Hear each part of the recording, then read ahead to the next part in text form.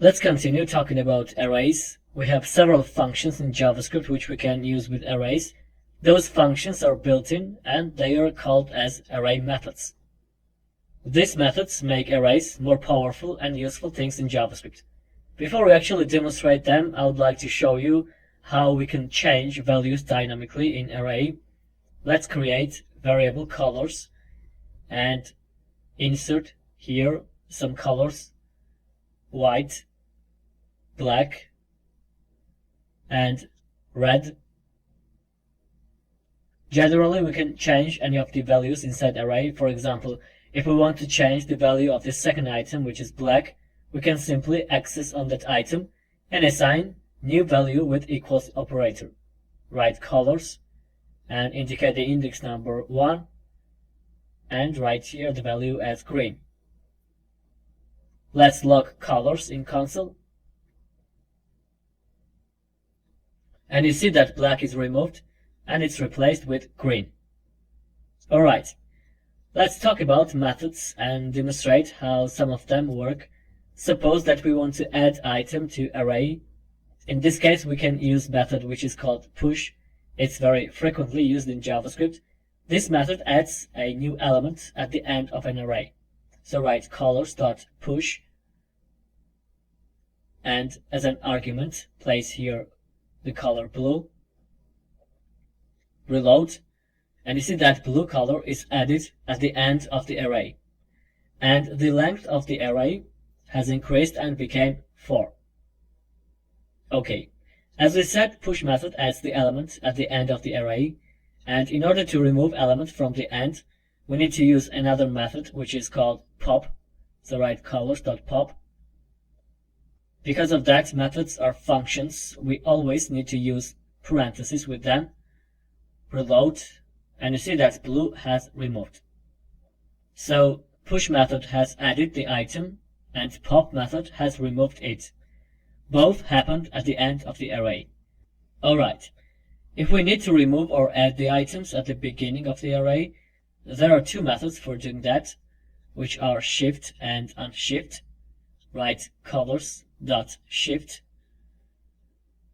then reload, and you see that first item is removed at the beginning of the array.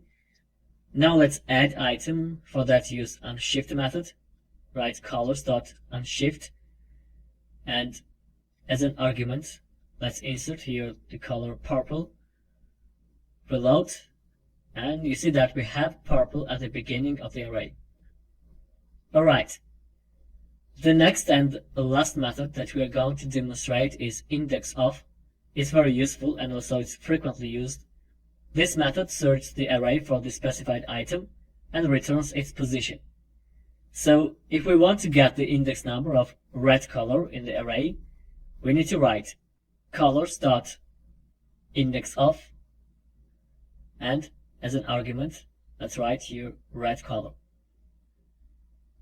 Reload, and we got 2 because the index number of red color is 2. Let's search another color which is not actually in the array. Change red into, for example, brown. Then reload, and you see that we have -1. It means that the color brown wasn't found in the array, and the indexOf method returned -1. Generally, when we use indexOf method and item is not found, it always returns -1.